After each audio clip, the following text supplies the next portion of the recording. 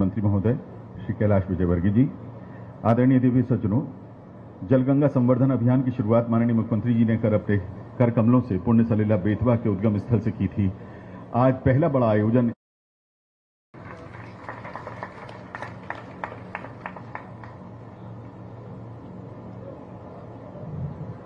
बोले भारत माता की।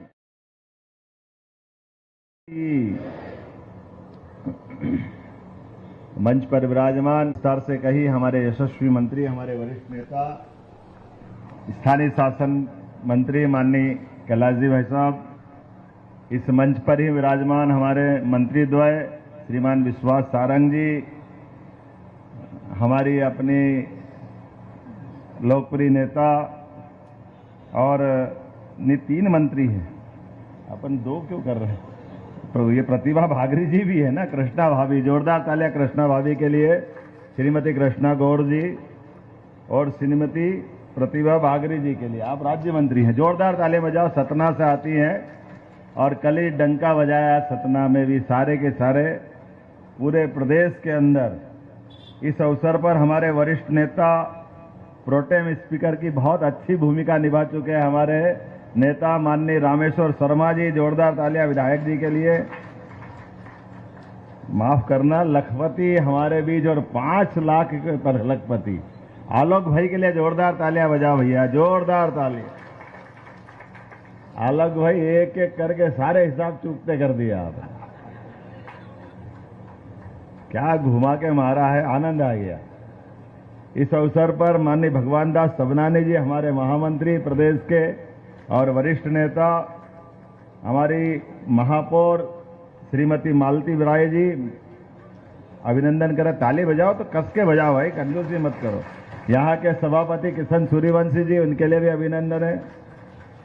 माननीय जिला अध्यक्ष सुमित पचौरी जी, आपका भी अभिनंदन है सुमित भाई, जोरदार अभिनंदन। हमारे एमपीटी के पूर्व चेयरमैन, विधायक, क्रिकेट एसोसिएशन के अध्यक्ष, पता नहीं कितनी जवाबदारी, भाई ध्रुवनारायण सिंह जी, आपका भी अभिनंदन है।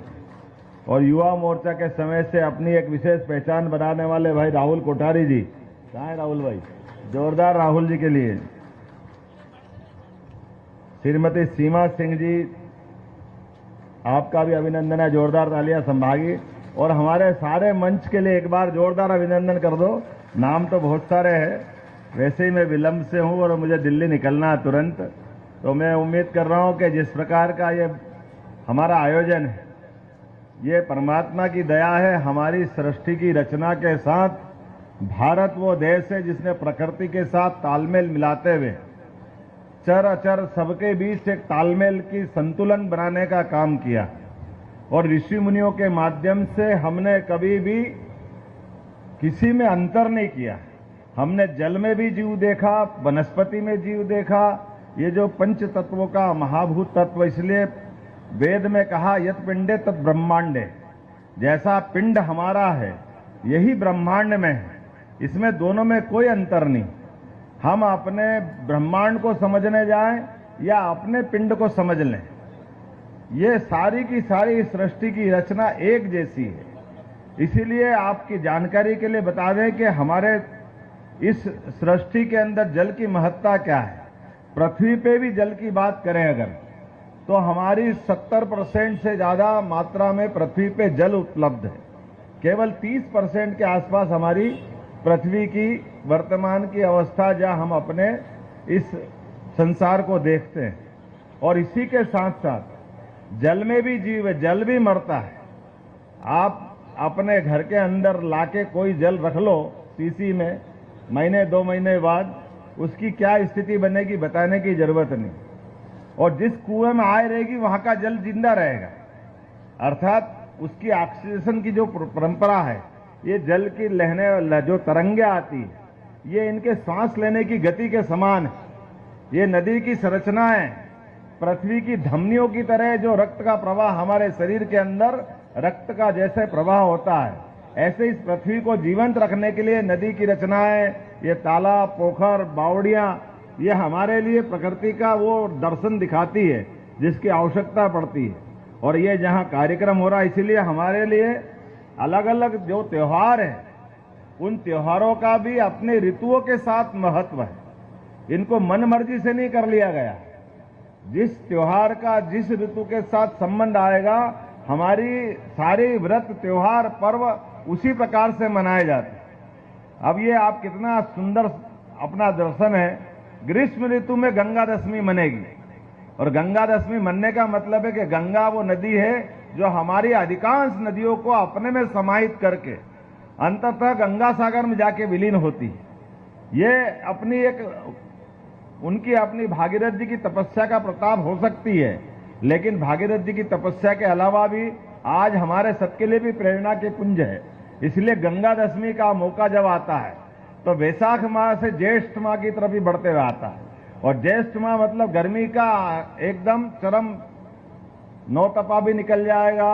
उसके बाद तो जल स्रोत की वास्तव में रचनाओं पर ध्यान जाने के लिए सरकार के माध्यम से हमने 5 जून पर्यावरण दिवस की बात जरूर करी, लेकिन पर्यावरण दिवस से लगा करके गंगा दशमी तक लगातार 15 दिन ये काम चलने वाला है।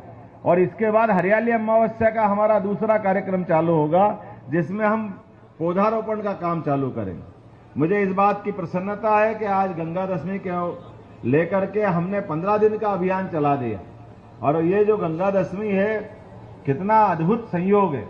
हमारे अपने परमात्मा की लीला है कि हमारे अपने कल में भोपाल में एक बेत्रवती नदी है जो बेतवा नदी के नाम से जानी जाती है।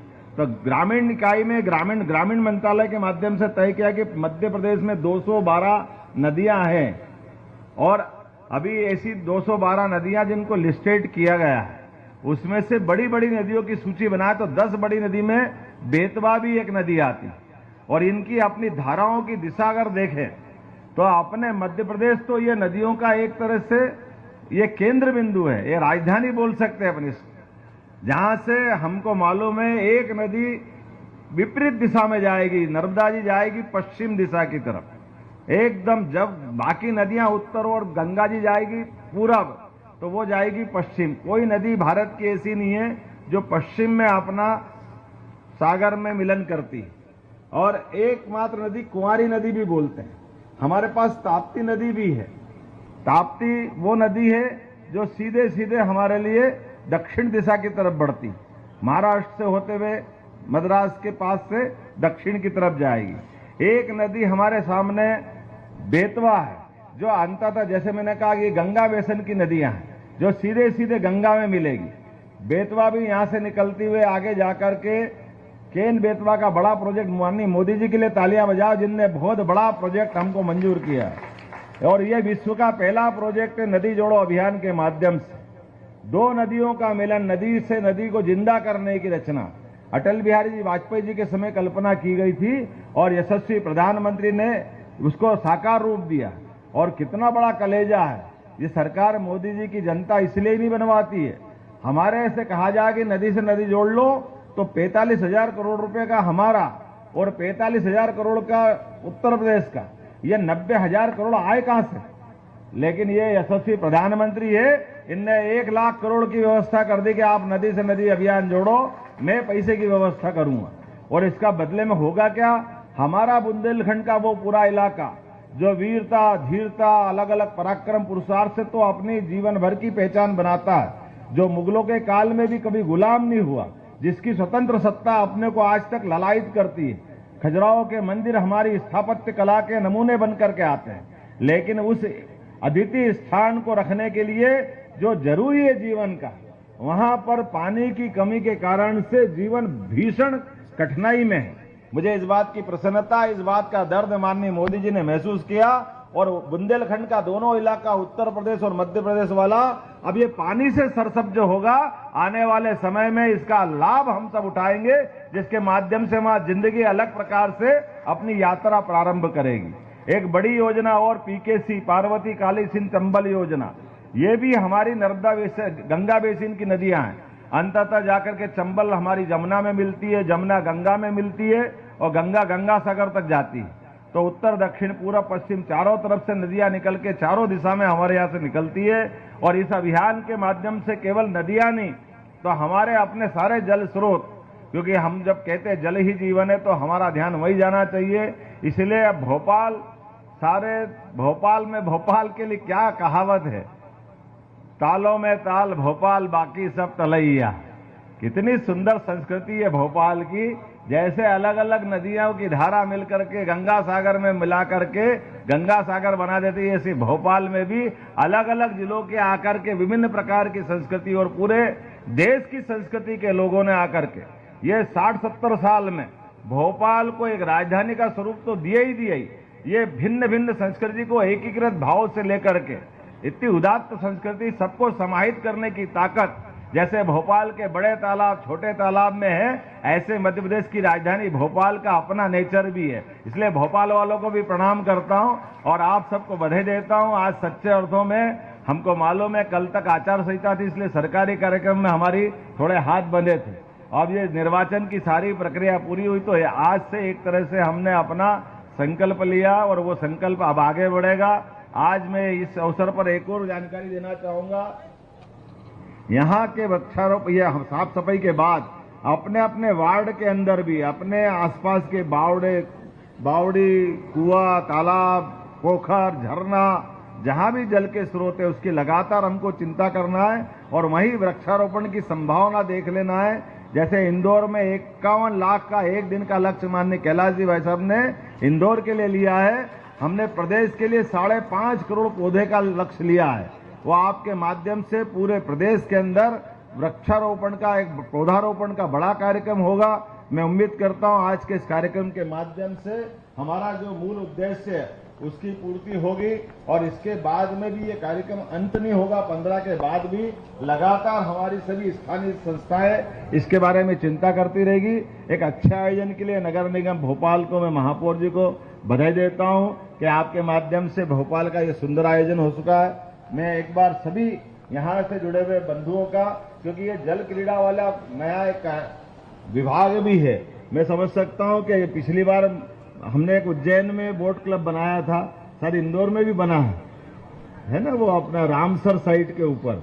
तो आने वाले समय में इस प्रकार की जल संरचनाएं और होगी तो इस प्रकार की गतिविधि को भी प्रोत्साहन देंगे, जिसके माध्यम से एशियाड में हमको पुरस्कार मिला, ओलंपिक में भी मिल सकता है ना इसमें आपके माध्यम से। तो मैं उम्मीद करता हूं कि सभी प्रकार की गतिविधि चलाने के लिए ये आयोजन सबके लिए सुखदायी होगा, फलदायी होगा। मेरी अपनी ओर से सबको बधाई, बहुत बहुत धन्यवाद।